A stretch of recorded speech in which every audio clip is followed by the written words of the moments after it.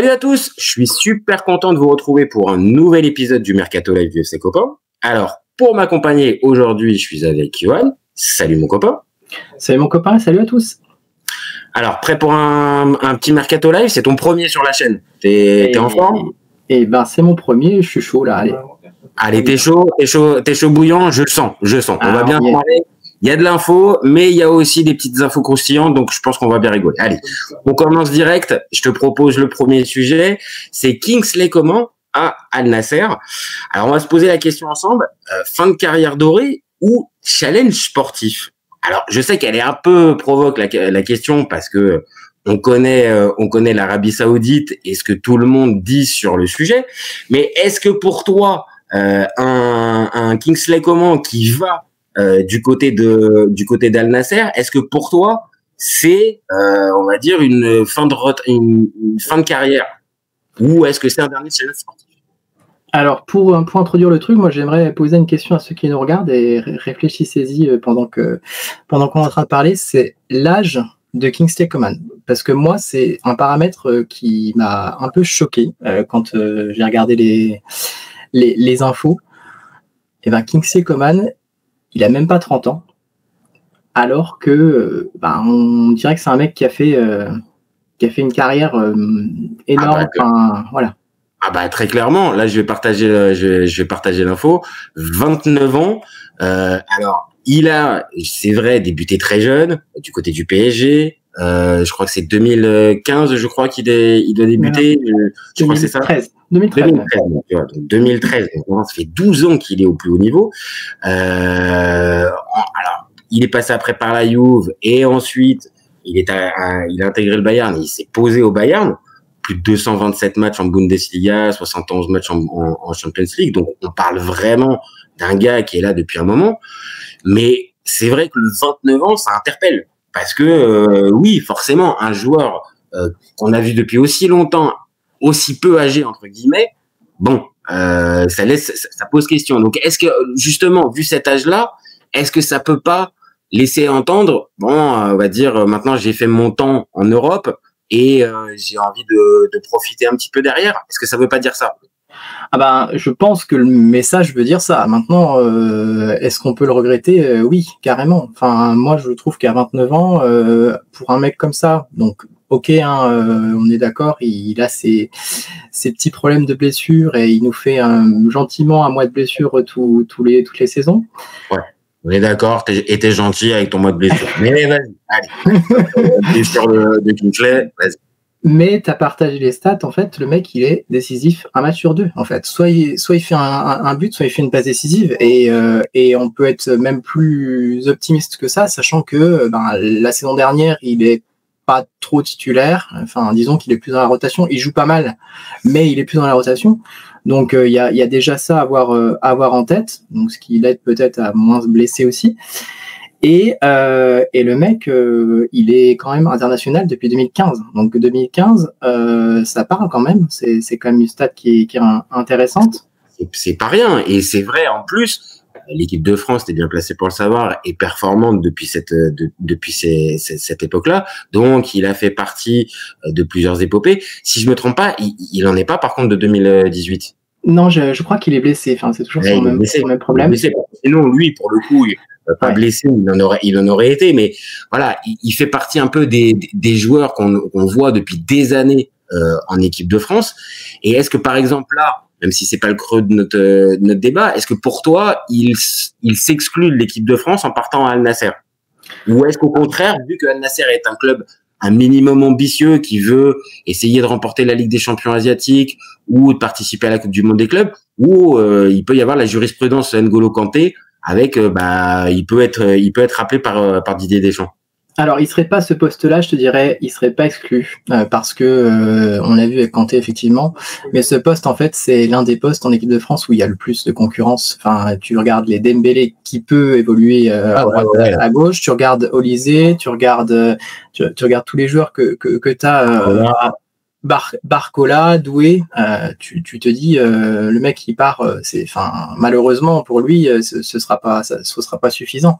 Même si Al Nasser, il y a quand même des joueurs intéressants et c'est pas la dernière équipe d'Arabie Saoudite. Hein. T'as des Joao Félix, t'as des Cristiano encore qui est là, avec ses 4 décennies. Il veut aller marquer ses 1000 buts, donc t'inquiète pas, il va continuer d'être performant et il va vouloir continuer de pousser Al Nasser le plus haut possible. Donc t'as raison, il y a des joueurs de qualité quand même.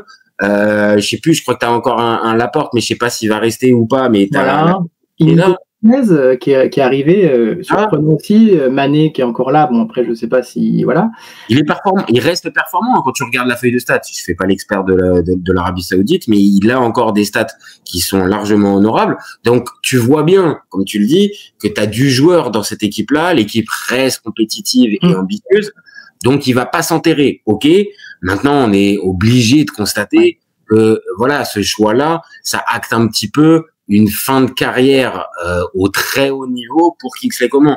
On en parle souvent dans cette rubrique. Est-ce que toi, par exemple, un club européen, ça aurait eu du sens pour toi, un autre club européen, ou non, vraiment, tu te dis que comme on en a parlé depuis tout à l'heure, depuis 2013, il est là, il a fait le tour de la question, et après le Bayern, difficile de passer à autre chose.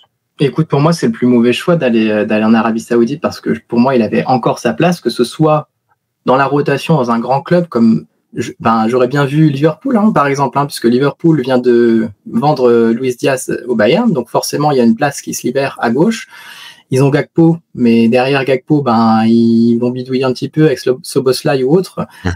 Pour moi il avait largement sa place et d'autant plus dans la rotation il aurait été moins sollicité. Alors après est-ce qu'il avait envie de découvrir un quatrième championnat, pardon. Peut-être que oui, peut-être que non. En tout cas, il a réussi en Allemagne, il a réussi en Italie, il a commencé à réussir en France, même si bon, voilà, il est parti jeune, donc on n'a pas trop vu. Mais en tout cas, pour moi, ça aurait été un meilleur choix que d'aller en Arabie Saoudite. Après, c'est pas dit qu'ils reviennent pas et qu'ils fassent pas un an et qu'ils reviennent après. Il peut, parce qu'on le voit bien, il y a certains joueurs qui maintenant commencent à revenir derrière sans pour autant qu'on soit dans le mode il a perdu tout son football ou il a perdu toute sa compétitivité. Alors après, on vient de le dire aussi, tout dépend dans le club dans lequel tu vas. Si tu vas dans un club peu ambitieux avec peut-être juste l'ambition de juste cachetonner, bon d'accord, ok, là c'est évident, ton niveau tu vas le perdre. Pardon. Par contre, si à l'inverse tu as toujours cette rigueur de joueur de très haut niveau et que tu continues à faire le taf, une saison ou deux maxi sur certains profils, ça peut encore correspondre à un retour en Europe. Maintenant, on l'a dit, peut-être pour des joueurs plus jeunes. Là, un Kingsley Coman, 29 ans, ça me paraît compliqué s'il part, on va dire 2 ans, de revenir après en Europe au très haut niveau. Non, pour moi, ça sera terminé. Donc, c'est un peu dommage, à l'image d'un, alors c'est pas la même destination, mais un Hugminson qui part en MLS. Voilà, tu vois, je me dis, ok, évidemment, je peux comprendre les choix peut-être de carrière, d'envie, mais moi, en tant que juste amateur de foot européen en priorité, je suis déçu parce que ces deux joueurs-là, c'est deux joueurs que j'aime bien voir jouer et je vais plus les voir toutes les semaines ou en Ligue des Champions. Donc c'est ça qui me dérange un peu. Totalement. Après, ce qu'on n'a pas pour peut-être clôturer le truc, c'est que ils ont peut-être un switch mental en se disant là, j'en ai marre, j'arrête. Et pour un joueur qui a débuté à 17 ans, c'est peut-être un peu plus compréhensible d'avoir ce truc-là. On peut comparer à un Wayne Rooney qui était pareil. On avait l'impression de le voir depuis toujours. Et je pense c'était à 30, j'ai plus exactement l'âge, mais à 32 ans, il était cramé. Il n'en pouvait plus. Donc là, maintenant, là, il est encore plus grand. C'est l'ami Wayne. Bon, désolé. Joueur extraordinaire, il nous a tous fait rêver. Mais la fin de carrière a été compliquée. Alors le passage sur le banc, compliqué, Wayne, compliqué. Mais je comprends ce que tu veux dire. C'est-à-dire que peut-être que ces joueurs-là qui sont là depuis des années. Bon, peut-être qu'il y a un côté, j'ai envie d'avoir autre chose. J'ai envie de vivre autre chose, j'ai une dernière expérience. Exactement. Personne pour Bon, ok, on va passer au second sujet. Je pense qu'il va bien t'inspirer celui-là. Alors là, par contre, c'est Malick Thiaw à Newcastle pour 40 millions d'euros. Et je pose la question, même si peut-être elle va en faire sourire certains, est-ce que l'AC Milan peut nourrir des regrets sur le sujet de Malick Thiaw? Alors, je pense que c'était pour trouver une question, non? Je veux dire beaucoup de choses déjà. Je pense que c'était pour trouver une question que tu as posé une question, parce que là, je crois que même toi, tu crois pas. Pourquoi? Alors pourquoi, pour toi, la question, elle est un peu surgonflée? Dis-moi tout. La question est un peu surgonflée parce que, alors, Malick Thiaw, c'est un bon joueur, il n'y a pas de souci, il n'y a pas de problème avec ça. Mais alors, 40 millions, je ne sais pas si on se rend compte, et c'est quelqu'un, alors, nous, on sait encore plus que d'autres ce qu'il est advenu de Malick Thiaw la saison dernière. Il a quand même fini les 2 ou 3 derniers mois sur le banc. Et sur le banc... L'année dernière, c'est difficile de finir sur le banc à l'AC Milan. Mais bon, je te laisse continuer. Sur le banc, donc avec une équipe qui a même pas de Coupe d'Europe. Bon, on va pas le rappeler parce que ça fait du mal.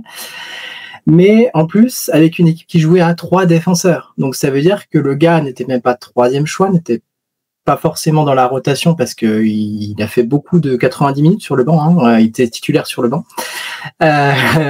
Et pour remettre une couche supplémentaire, parce qu'on n'a pas fini, c'est que dans les 3 défenseurs, il y avait quand même un gars qui s'appelle Matteo Gabbia. Donc, Matteo Gabbia...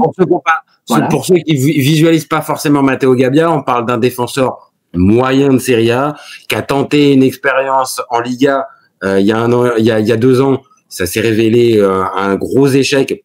Certains diraient semi-échec, mais moi j'irais plus sur un gros échec.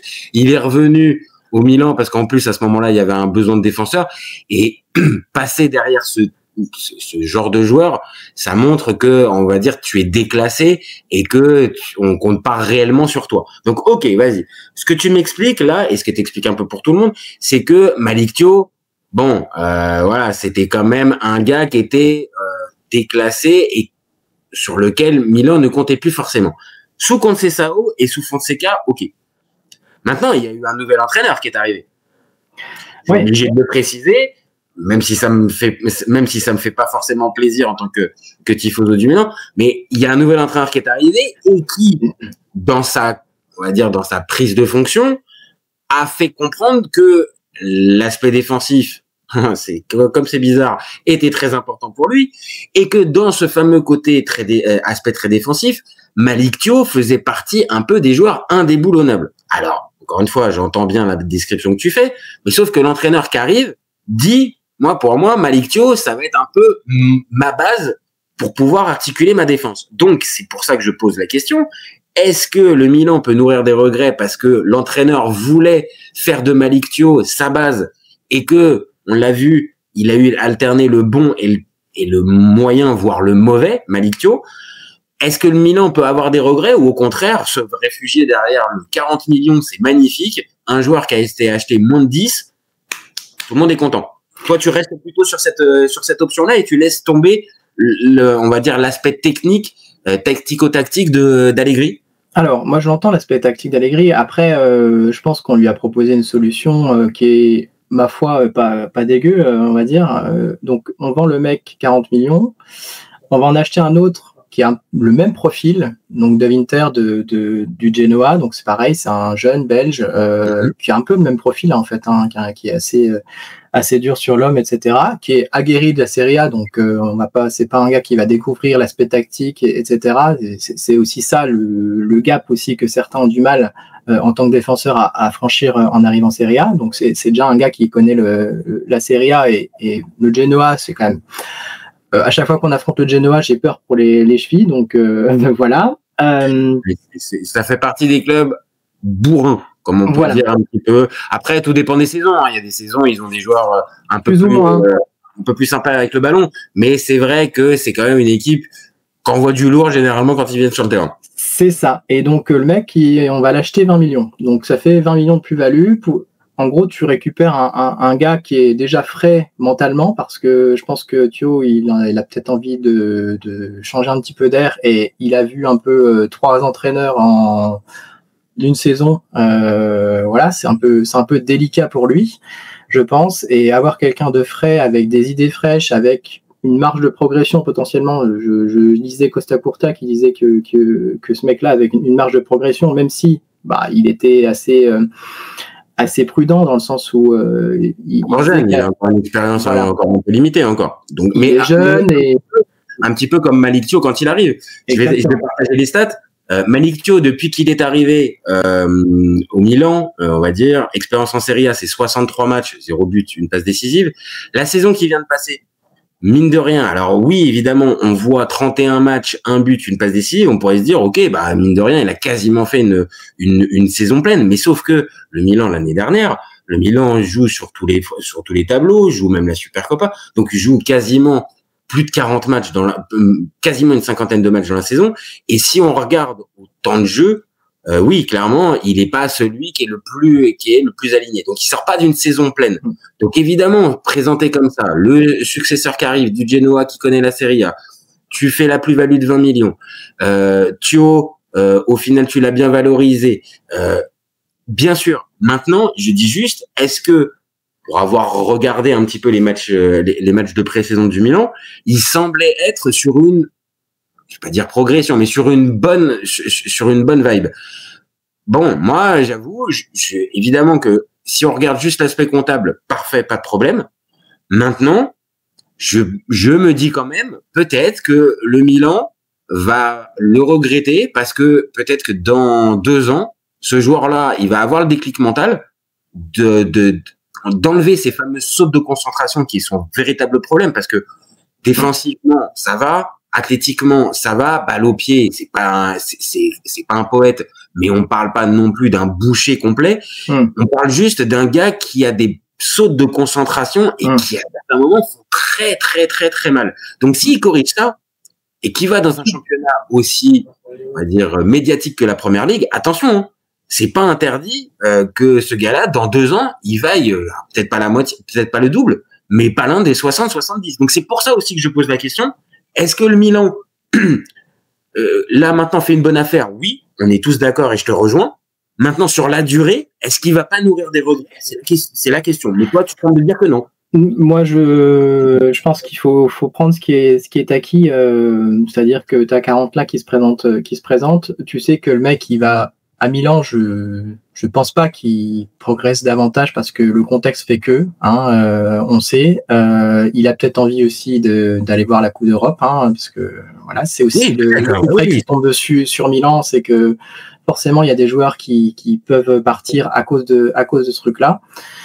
Donc moi, c'est pas là-dessus, c'est pas sur lui que j'aurais plus de regrets. Tu vois, j'avais noté 2-3 joueurs là les dernières années qui étaient partis pour des sommes pour moi ridicule. C'était Kaloulou pour 14, c'était pas bien vendu pour moi. De Ketelaere pour 23, Paqueta pour 23, c'était pareil. Enfin, pour moi, c'était pas super. Et là, il lance un peu, je te rejoins, mais il lance un peu, il sort vraiment d'une saison catastrophique, ça marche pas.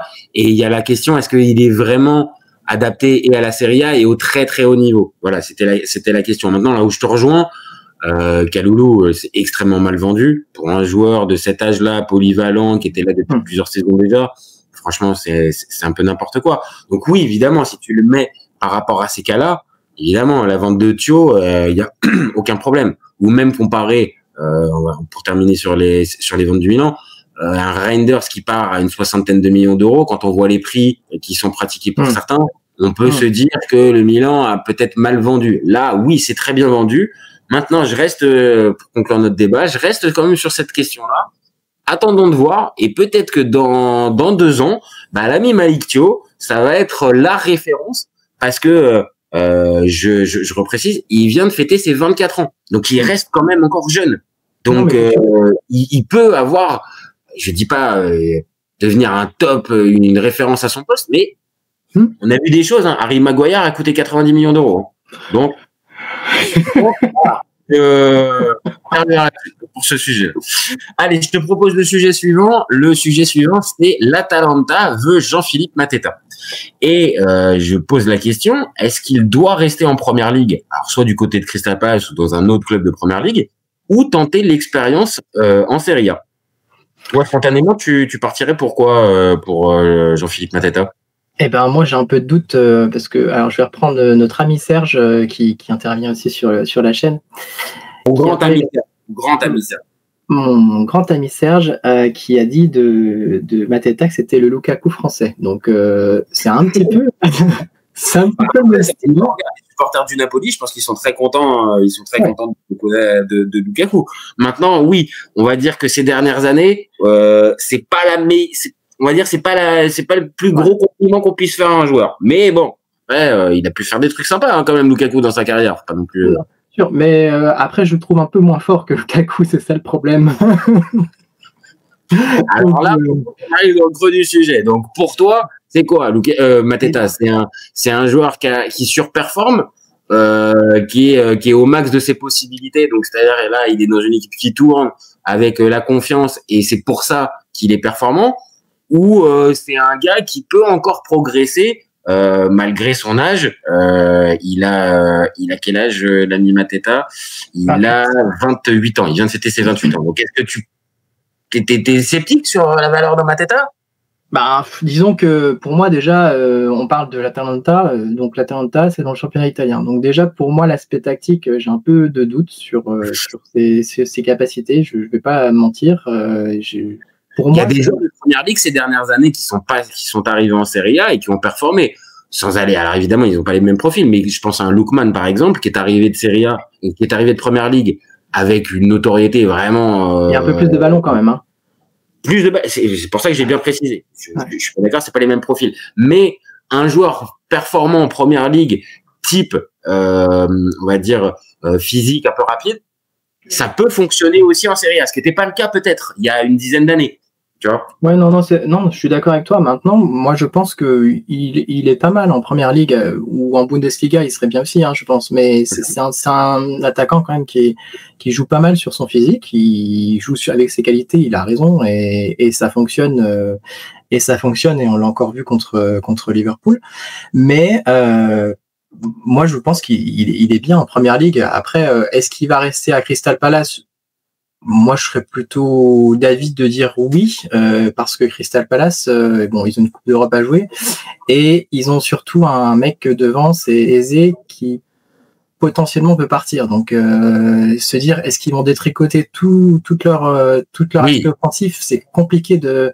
C'est compliqué. Maintenant, Mateta, je pense que c'est le genre de dossier où le joueur, je te dis pas qu'il a un bon de sortie, mais pour service rendu au club, vu l'âge qu'il a et l'opportunité de peut-être signer dans ce type de club qui joue la Ligue des Champions, parce qu'on a tendance un peu à l'oublier maintenant que Gasperini est parti, mais l'Atalanta, ça joue la Ligue des Champions. Retegui est parti. Donc, ok, Scamacca revient, et je pense il risque de faire une bonne saison, mais l'Atalanta a besoin de monde pour pouvoir, on va dire, tourner l'enchaînement des matchs, et un Mateta qui rentrerait dans le schéma d'un Juric. Voilà, Juric, c'est compliqué ces derniers mois. N'empêche que voilà, ça va être lui le coach, et c'est un peu un vrai disciple de Gasperini. Donc dans ce schéma-là, un peu où l'attaquant de pointe, on va lui demander beaucoup d'efforts. Spontanément, moi, Mateta, ça peut parler. Moi, ça peut me parler.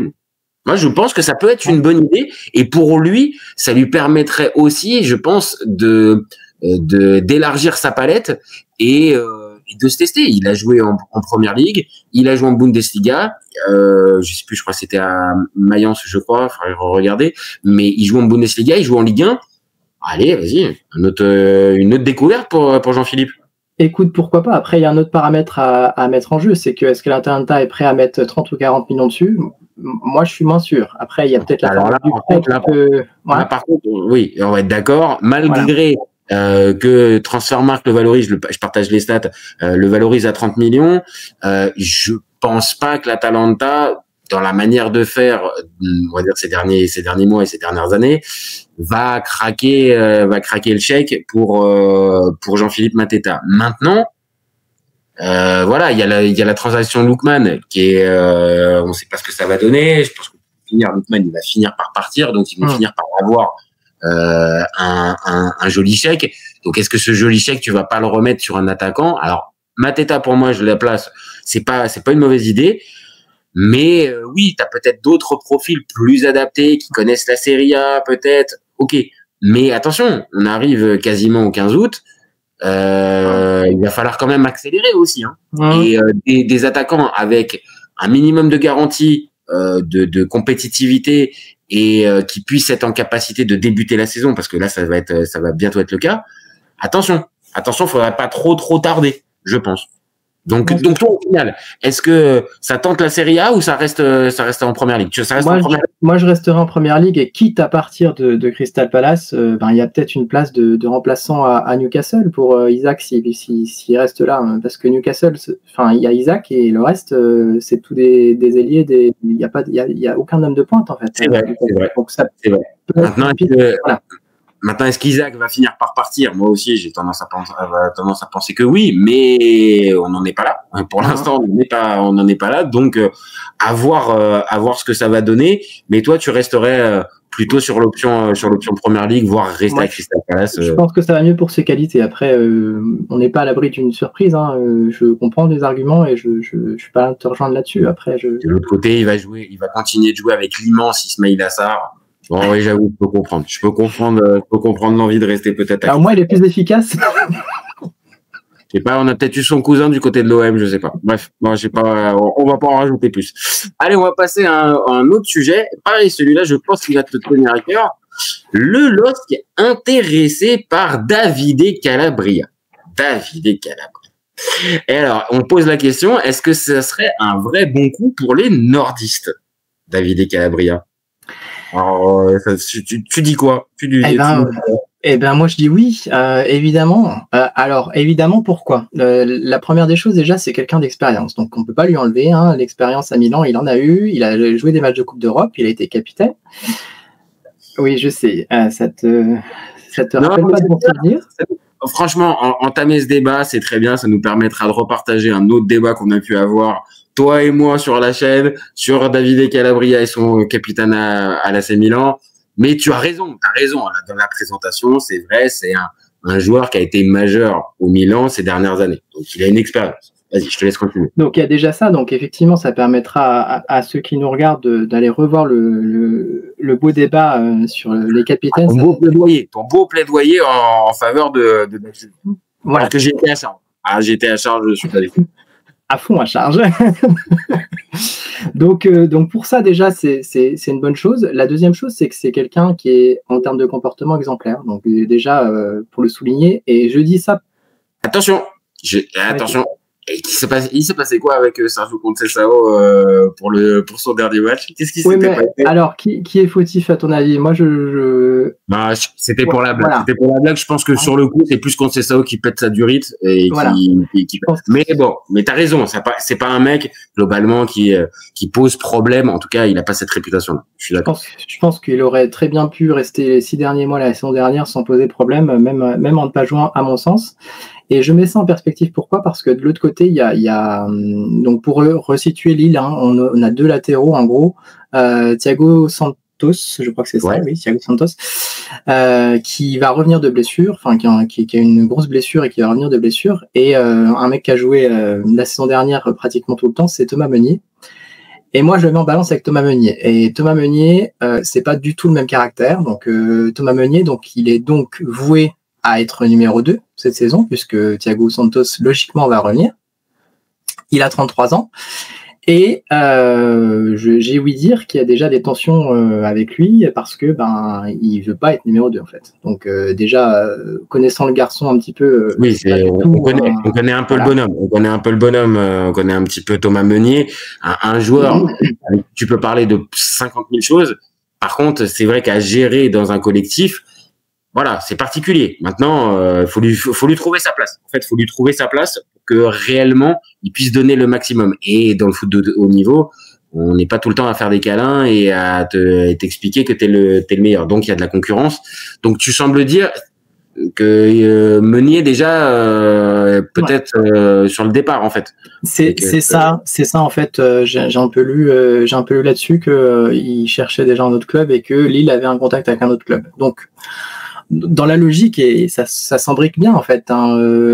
Thomas Meunier du coup partirait et Calabria prendrait la suite avec déjà quelqu'un de beaucoup plus facile à gérer dans le vestiaire. Après, c'est un nouveau championnat, hein, on est d'accord. Hein, Calabria, il a quand même quelques années derrière lui. Il a quand même 29 ans, donc on n'est pas à l'abri qu'il se plante complètement. Hein, c'est pas le non, sujet. mais par exemple, toi, spontanément, tu penses qu'un Calabria, il pourrait se contenter d'un rôle de doublure ou d'accompagnant de Thiago Santos qui revient de blessure et qui est normalement amené à être le titulaire avec aussi une valeur marchande, c'est un profil intéressant. Est-ce que tu penses que Calabria, il vient pour faire la doublure au LOSC? Moi, j'ai du mal à y croire. Hein. Ben, on est le 12 août. Il est parti libre de son club. Donc déjà, s'il y avait eu des demandes au Portillon, si ça s'était bousculé, on le saurait. Il a eu, alors j'ai vu ça sur Calcio Mercato. Il a une proposition dans les mains. Après voilà, de contrat de 3 ans du Panathinaikos. Que ça vaut. Mais oui, ça veut dire peut-être aussi que ce que tu sous-entends, peut-être que ça c'est pas le meilleur rôle qu'on te propose, David, mais au 12 août, y a pas, ça se bouscule pas, et sinon c'est Panathinaikos, championnat grec, avec ce que ça comporte. Je sais que t'aimes bien la Grèce, mais je suis pas sûr que ce soit forcément ta tasse de thé, le championnat que tu regardes le plus. Oui, non, c'est ça. Après, bon, c'est sûr, au Pana, il jouerait la Coupe d'Europe, il y a pas de sujet, mais est-ce que il vaut pas mieux essayer de se relancer dans un club avec Lille qui va aussi avoir des matchs à jouer cette saison et donc il va forcément avoir sa chance et pourquoi pas s'en resservir comme d'une nouvelle destination l'année prochaine, j'en sais rien. Mais en tout cas, pour moi, ça me apparaît comme une bonne solution. Maintenant, effectivement, s'il a envie d'être titulaire, je lui conseillerais pas d'aller à Lille, ça c'est sûr. On est d'accord. Donc c'est-à-dire que après, c'est l'histoire du foot aussi. Je partage les stats là.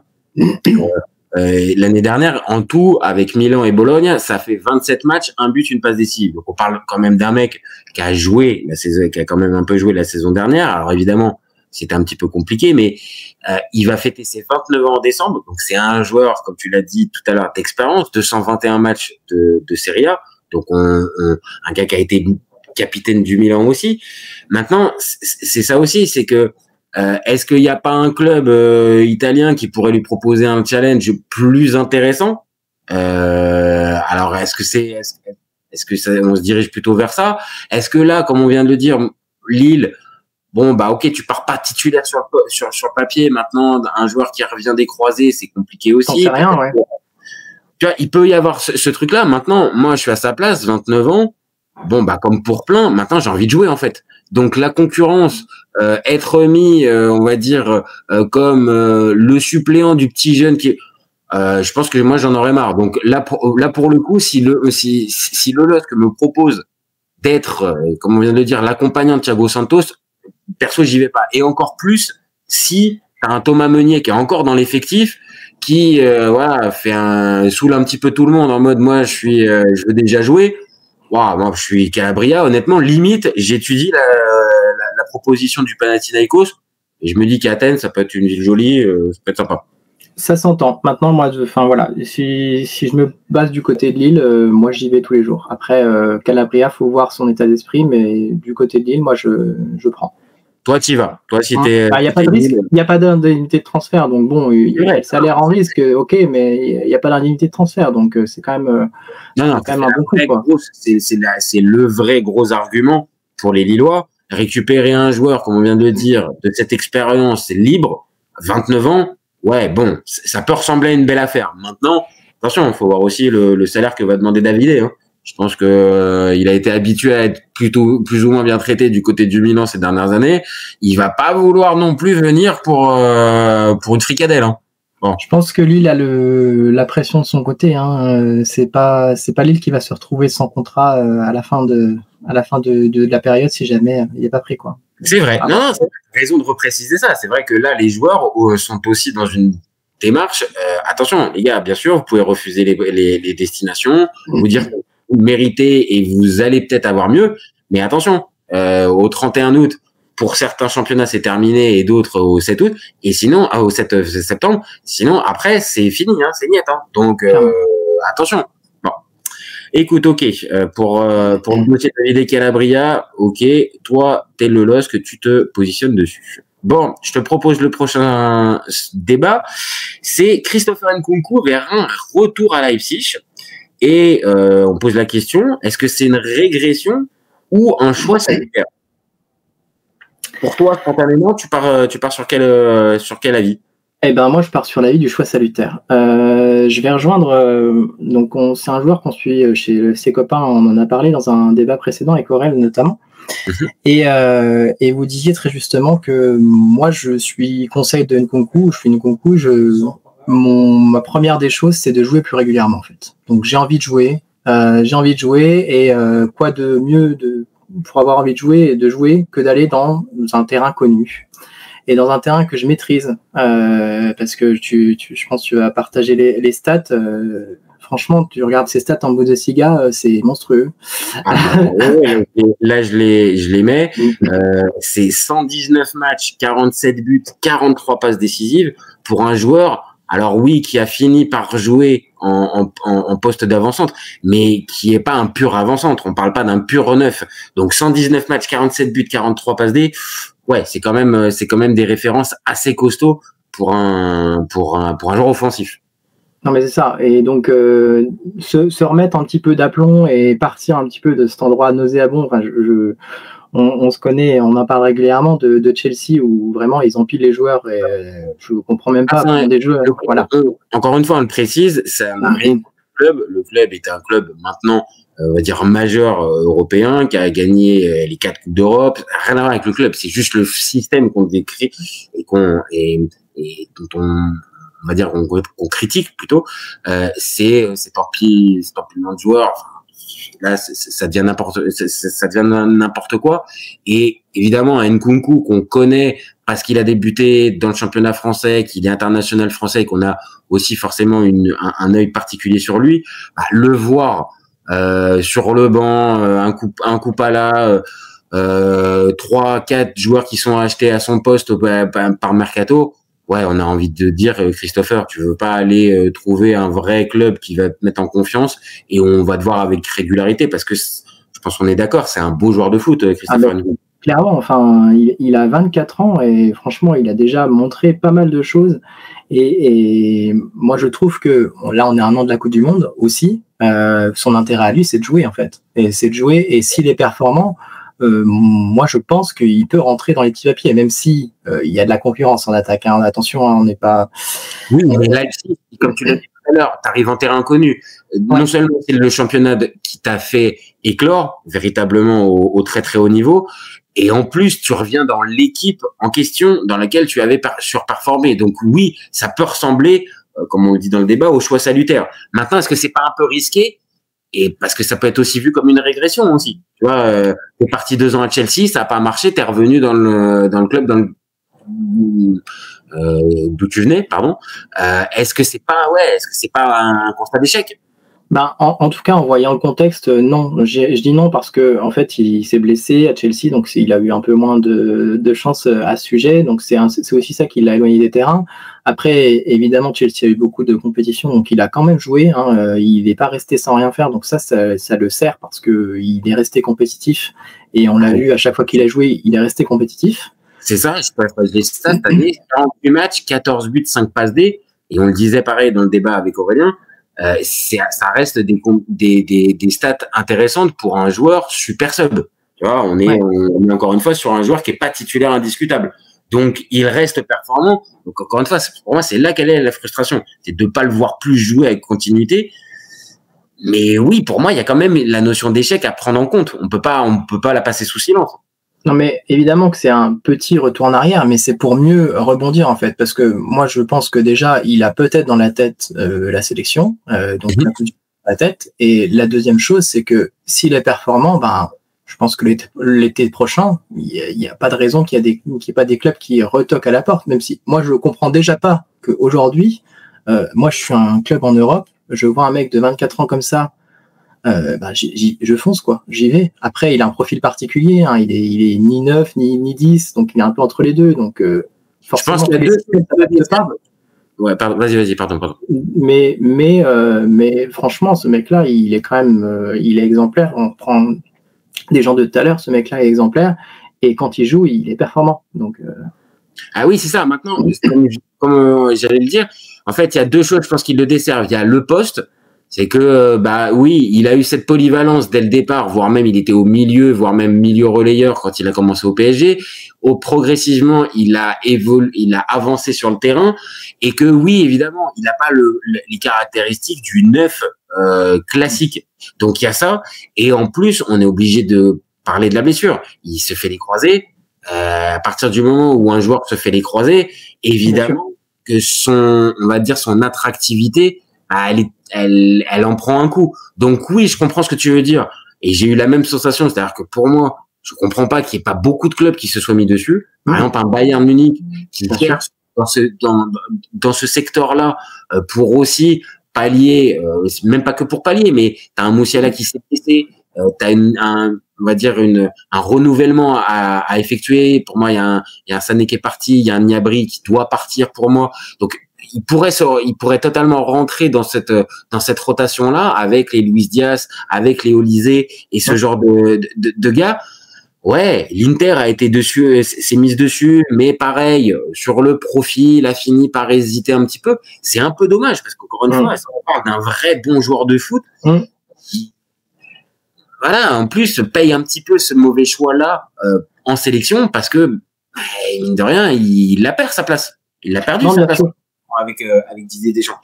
Oui, bien sûr. Et puis son profil, comme tu dis, est assez atypique. Maintenant, comme on se dit, je pense qu'une très bonne année va refaire réattirer les yeux de tous les clubs. Ok, toi tu crois. Moi j'y crois à fond. La saison, là, Leipzig, il nous fait, alors, on va pas forcément dire la même saison que quand il a été MVP de la Bundesliga, mais il nous fait une saison à une quinzaine de buts. Je pense. En plus, il y a Sesco qui est parti. Enfin, voilà, ils sont plus centrés sur Sesco, donc c'est aussi ça qui lui fait de la place. À voir comment il termine, mais c'est vrai que même sur le papier, Openda, si ça reste avec Nkunku, ça peut être séduisant en Bundesliga et ça peut planter des buts. Non, je suis assez d'accord avec toi. Bon, bah écoute, on va essayer de garder cet optimisme-là pour notre ami Nkunku. Là, on va passer au sujet suivant. Raspadori, Giacomo de son prénom, à l'Atlético Madrid. Et on pose la question, bon choix ou erreur de casting? Pour toi, ça donne quoi, Giacomo Raspadori? Alors, je vais pas dire qu'il n'y a pas d'erreur de casting avec Simeone, mais disons que Simeone il travaille son homme avant de l'appeler. Donc, j'accorde plus de crédit à la venue de joueurs à l'Atlético qu'à d'autres clubs parce que il choisit quand même ses joueurs sur la base d'un état d'esprit. Et Raspadori, c'est un mec quand même qui est travailleur, qu'on n'entend pas, et qui a un profil assez particulier. Alors, je vais pas du tout faire la comparaison parce que ça n'a pas lieu d'être, mais en tout cas, c'est pour un peu suppléer Griezmann. Donc Griezmann, c'est Griezmann, on va pas le remettre en cause et jamais Raspadori aura les qualités de Griezmann, mais en tout cas, pour moi, c'est quelqu'un qui, dans un collectif, me fait penser un petit peu à un joueur qui était là aussi il y a quelques saisons, André Correa. En fait, c'est un mec qui part jamais titulaire, ou presque jamais, mais quand tu fais appel à lui, il est là, alors ça va être un peu péjoratif ce que je vais dire, mais il bouche les trous. Il bouche les trous, parce que... malheureusement, il y a des joueurs comme ça et qui ont fait des carrières en étant un peu le fameux super sub ou le bouche-trou pour être un peu plus péjoratif. Mais c'est vrai, tu as des joueurs qui ne peuvent pas avoir les qualités nécessaires pour être le titulaire indiscutable pour un poste, mais qui sont fondamentaux pour leur équipe en cours de match, pour les matchs les moins importants et qui, on va dire, par leur implication, ne trahissent jamais. Donc, ok, il pourrait rentrer dans cette catégorie-là pour toi, Raspadori. Ouais, et puis sous Conte, c'est pareil. Donc bon, après avec Conte, il a aussi été servi avec au niveau managérial. En fait, en plus là, c'est vraiment ton copain, lui, parce que il a fait la prépa Simeone, il est passé par Conte. Ok, ouais, c'est ça. C'est-à-dire que là, pour toi, il a eu les deux entraîneurs phares de ces 10-15 dernières années pour toi. C'est-à-dire, il a commencé la saison, comme tu l'as dit, la pré-saison avec Conte, il a terminé avec Simeone. Bon, c'est vrai que là, en termes d'investissement, il va pas pouvoir trahir beaucoup. Je pense qu'il va rentrer facilement dans le moule. C'est aussi ça qui me dit que c'est une bonne pioche. En fait. Facilement dans le moule. Ok, c'est ça qui m'intéresse. Bah ouais, c'est ça. En fait, il va s'inscrire dans le collectif et dans les besoins du collectif, à savoir, quand Griezmann il a besoin de souffler, il sera là. Après, évidemment, il n'a pas les qualités d'Alvarez ou de Sørloth et pas le même profil non plus. Mais c'est un mec qui peut faire la petite passe D, la petite frappe quand il faut. Alors, je vais te poser une question. Toi, spontanément, dans le schéma de l'Atlético, donc on parle de moments où évidemment il pourrait être titulaire ou il pourrait être présent, tu le vois à quel poste? Tu le vois soutien d'attaquant d'un Alvarez, tu le vois en soutien de 2 attaquants. Évidemment qu'il peut jouer avec plein de, on va dire, de manières différentes. Mais toi, spontanément, t'es Simeone, tu te dis Raspadori, dans quelle, on va dire, formule je le mets pour avoir son maximum, tout en tenant en compte la tactique et la stratégie de l'Atlético. Alors, Simeone, c'est un adepte du 4-2-3-1 ou du 4-4-2, enfin, selon comment on se place. Et moi, je le mettrais en deuxième attaquant, en fait. Deuxième attaquant ou 4-2-3-1 dans le. Qui tourne derrière l'attaquant, quoi. Exactement. Qui tournerait autour de soit Alvarez ou Sørloth devant. Exactement. Si tu as la possibilité, donc si tu as la possibilité d'avoir Griezmann dans ton 11, donc tu laisses, il serait compatible avec Griezmann, donc c'est-à-dire Griezmann un poil derrière, comme on a pu voir ces dernières années, plus en 8, ou est-ce que il est vraiment juste le gars qui peut changer, qui peut remplacer Griezmann? Donc en gros, est-ce que tu les vois compatibles? Est-ce que tu vois Raspadori et Griezmann compatibles, ou au contraire c'est soit l'un soit l'autre? Dans le schéma de Simeone, je vois pas trop comment les deux peuvent évoluer ensemble. J'ai du mal. Franchement, j'ai du mal. Tu vois, c'est là où on va toucher la limite. Tu vois, c'est ça qui est dommage chez Diego Simeone. Alors peut-être qu'il va nous faire mentir, hein, peut-être qu'il va nous le faire. Mais tu vois, sur le papier, je suis sceptique d'un Raspadori. Maintenant, tu me dis, ta ligne, Griezmann, Raspadori et Alvarez devant. Et là, je te le dis, là, moi, ça me hype. Mais ça va pas dans le schéma. Soit un, soit l'autre, je trouve que c'est restrictif. Mais ça va pas dans le schéma. Oui. Alors, est-ce que tu accordes au moins en cours de jeu? En cours de jeu, on peut passer à cette formule-là. Elle peut être séduisante quand même. Si l'Atlético est mené, peut-être. Ah, voilà. Ou mène 3-0. Ouais, d'accord. Okay. Non, mais on sait très bien, 3-0, on sait très bien, la boutique est fermée, c'est fini, il n'y a plus rien qui rentre. Donc, c'est bon. Donc, toi, vraiment, pour toi, c'est soit l'un, soit l'autre. Ils peuvent pas être compatibles. Non, c'est soit l'un, soit l'autre. Après, on s'interdit pas que Griezmann soit absent, hein. Il commence à prendre de l'âge, hein. Donc, ça va tourner, hein. Et donc, Raspadori, il va jouer, hein. J'y crois aussi, hein. Non, et surtout que. Partager ton jeu, hein. Là, je vais partager les stats. Les stats, elles sont bonnes. Même si cette saison, comme on vient de le dire, c'est pas un véritable titulaire indiscutable. L'année dernière, c'est 29 matchs, 6 buts, 8 passes décisives. Donc, pour en plus un Scudetto en fin de saison. En Serie A, c'est 164 matchs, 31 buts, 15 passes décisives. Et si on regarde pareil avec les temps de jeu, évidemment, c'est pas énorme, hein. Il a pas le plus gros temps de jeu parce qu'il peut ressembler déjà à ce super sub.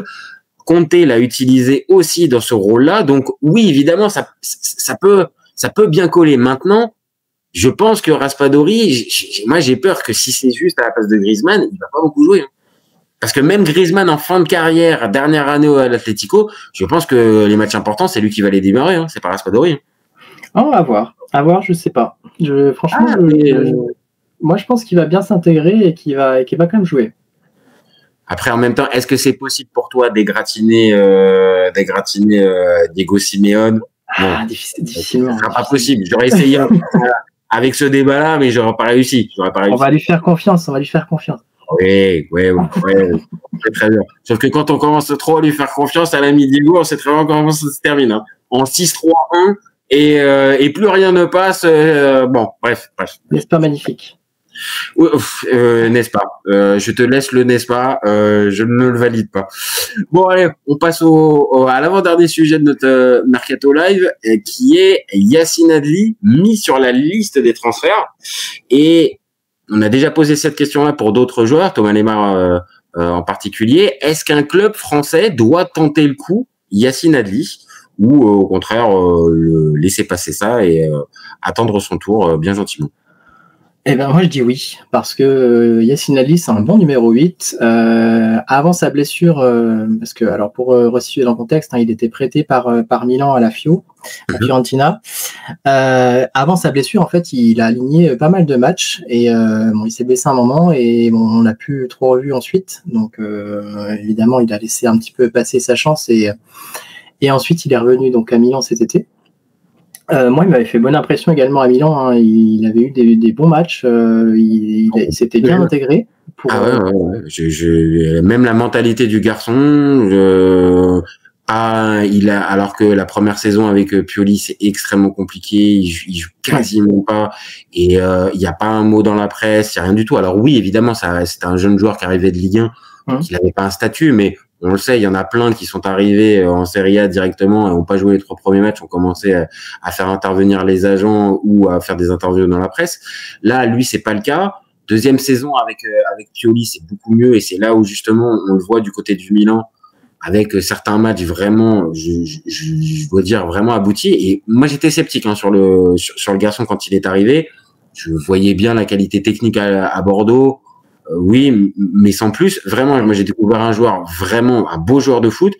La Fiorentina, comme tu as dit, j'ai pas compris pourquoi ça s'est pas terminé à lever l'option d'achat, parce que pour moi, il a fait là aussi pareil des très bons matchs. Alors, évidemment pas que des bons matchs, parce que sinon ils auraient levé l'option d'achat. Mais pour moi, il a tous les arguments pour qu'un club un minimum ambitieux, pas le top player, mais un top club, mais qu'un club un minimum ambitieux décide de se mettre dessus. Donc, est-ce que c'est le salaire qui est trop élevé qui freine du monde? Est-ce que c'est les prétentions et les prétentions salariales de Yacine Adli qui freinent tout le monde? Moi, je sais pas, mais en tout cas sur la valeur du joueur, pour moi, un club français doit largement foncer dessus.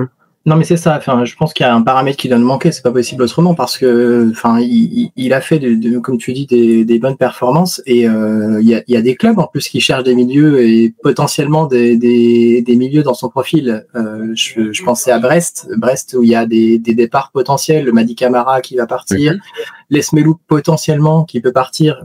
Brest, moi je suis Brest, je me positionne dessus tout de suite. Après, est-ce que Adli a envie d'aller à Brest? Ça c'est autre chose, je sais pas.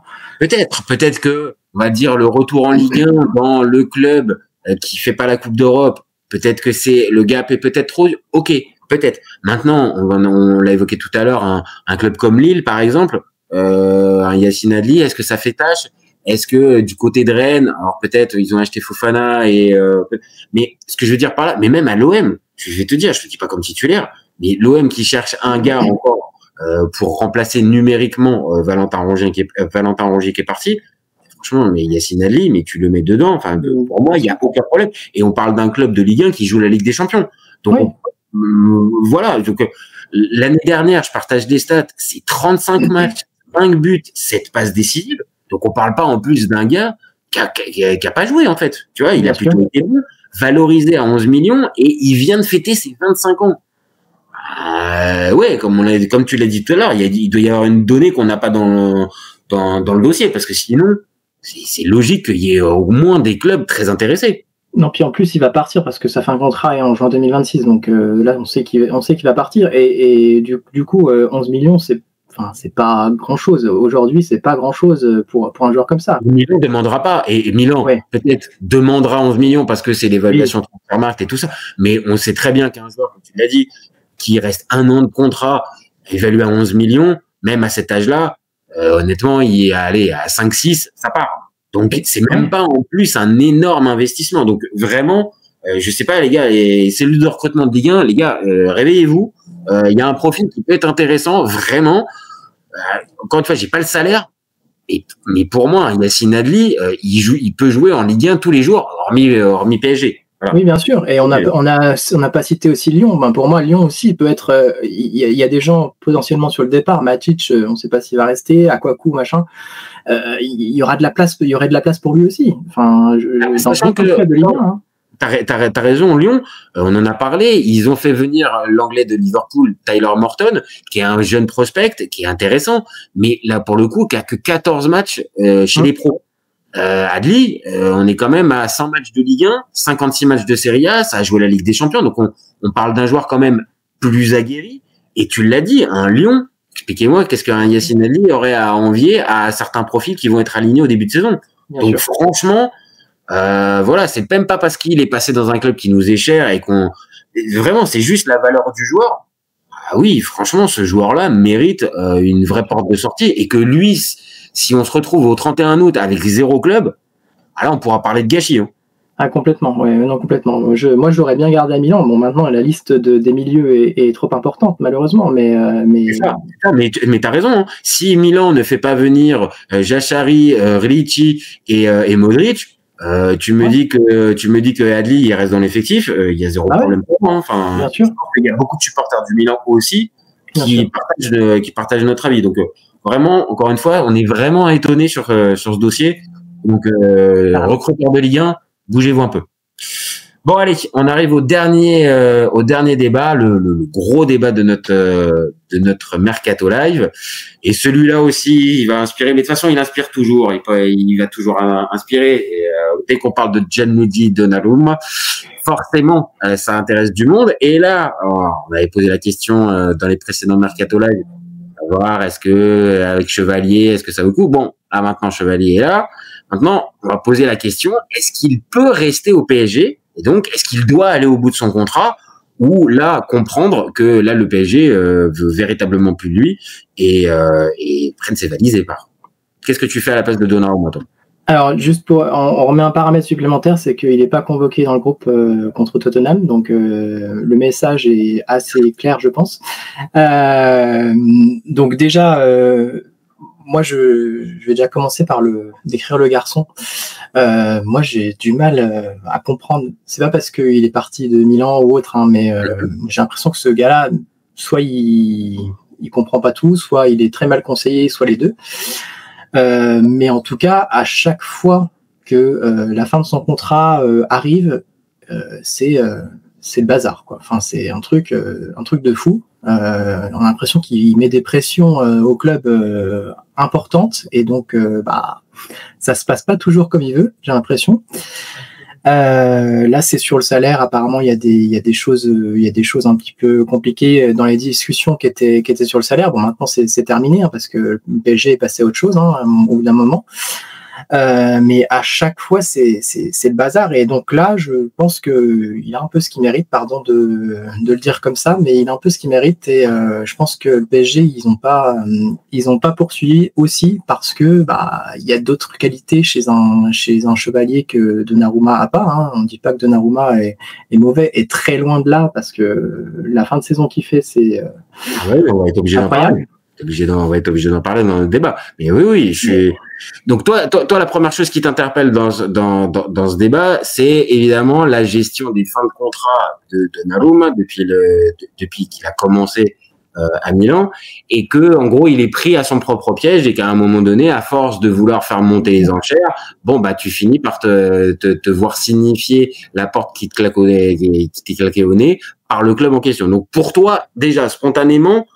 D'ailleurs, déjà, tu pleures pas, même si on pleure jamais pour la situation d'un joueur de foot, mais tu pleures pas sur le fait qu'il soit écarté du groupe, ou ça, tu trouves quand même que c'est un peu too much? Moi, je pense qu'il a joué, il a perdu. Voilà. Après, effectivement, hein, il a encore un an de contrat, donc si il est amené à rester, il devra honorer sa dernière année de contrat et le PSG devra le garder dans l'effectif.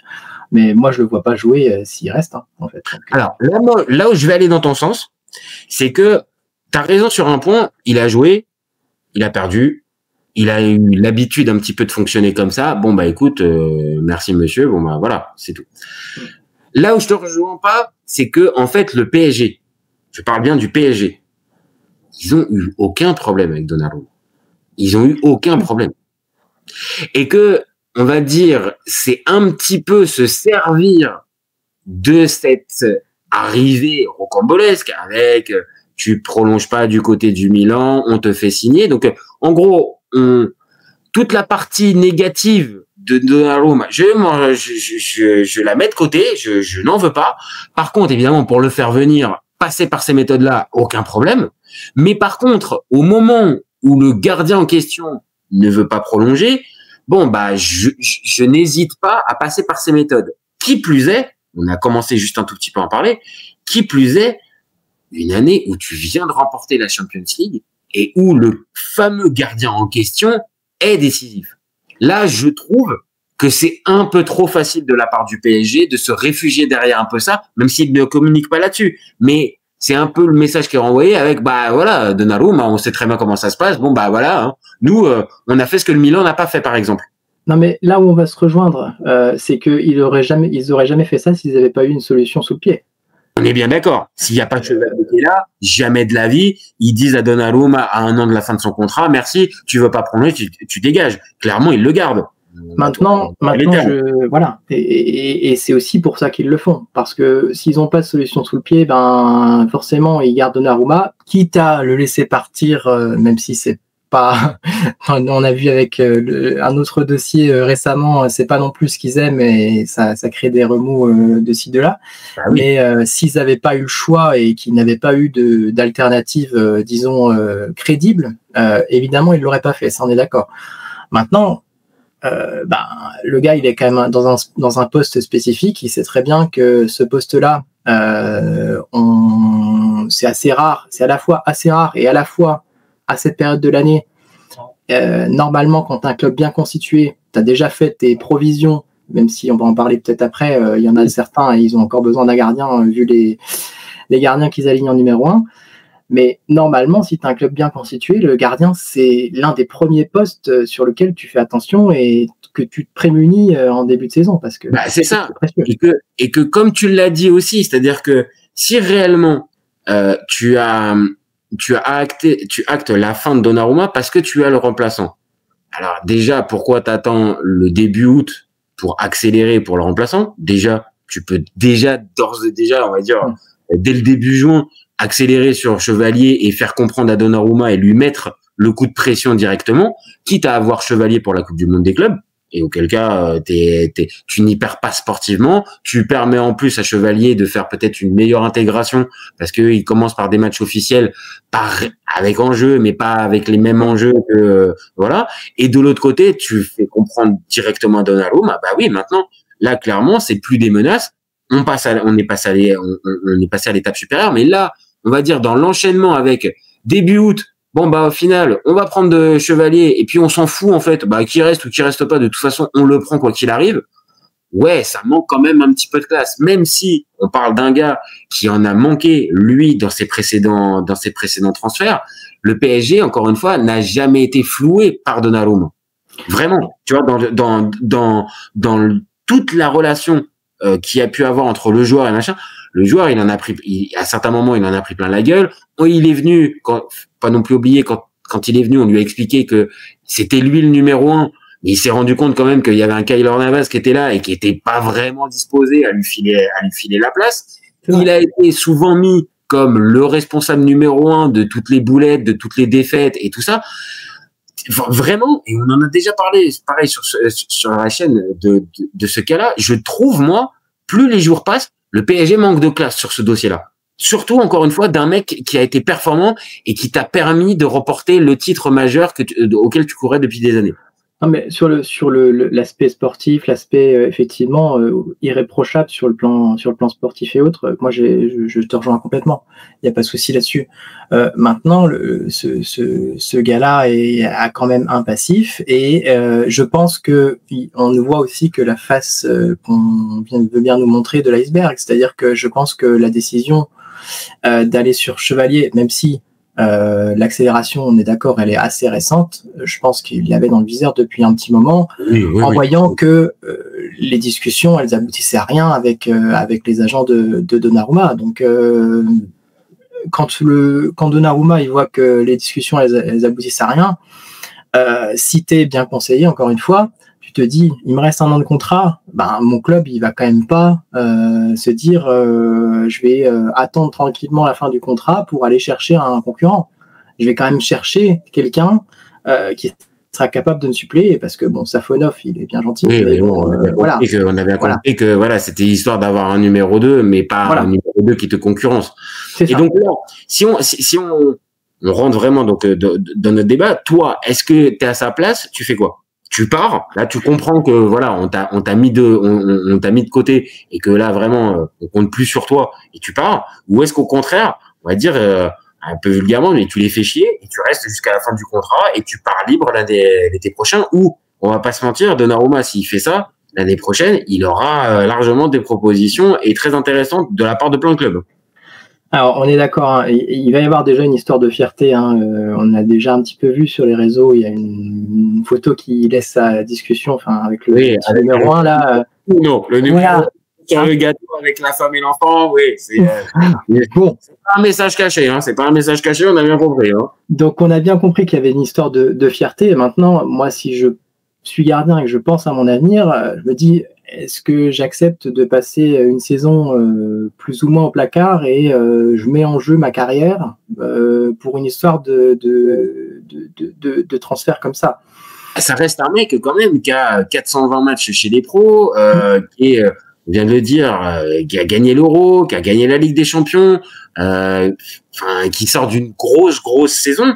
Ah ouais, évidemment, l'ego là-dedans, il va pas être, c'est pas une petite donnée dedans. L'ego va jouer un rôle. Hein.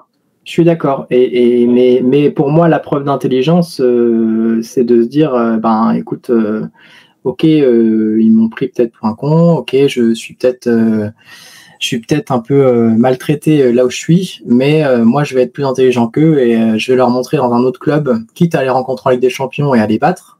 Que je peux être bon et que je vais réussir. Moi je partirais parce que et bon, sans rentrer, parce que là pour le coup c'est un autre débat, mais si spontanément si tu avais un club en tête, on va dire un truc réalisable, hein, parce qu'après on peut dire le Real Madrid, mais le Real ils ont Thibaut Courtois, donc ça va être compliqué. Dans quel club, si tu es à la place de Donnarumma, donc tu décides de partir, tu rebondis? Tu rebondis Galatasaray, ou tu rebondis, t'essaies de passer du côté de Chelsea, du côté de City, t'essaies de forcer un peu la porte, Manchester United, l'Espagne, tu fais quoi?